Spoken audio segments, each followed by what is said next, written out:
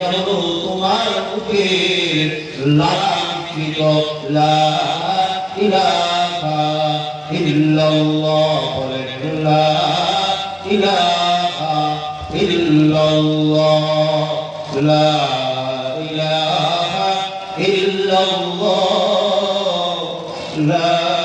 ইলাহা ইল্লাল্লাহ লা ইলাহা ইল্লাল্লাহ লা ইলাহা ইল্লাল্লাহ। ও মুসলমান ভাই, আখিরাতে যে জিনিসটা নিয়ে আসবে আল্লাহর নবী বলেন ইল্লা যিকরুল্লাহ, তোমার মুখের লালা বিকৃত জিকির, যেটা তুমি জিকির সকালে সন্ধ্যা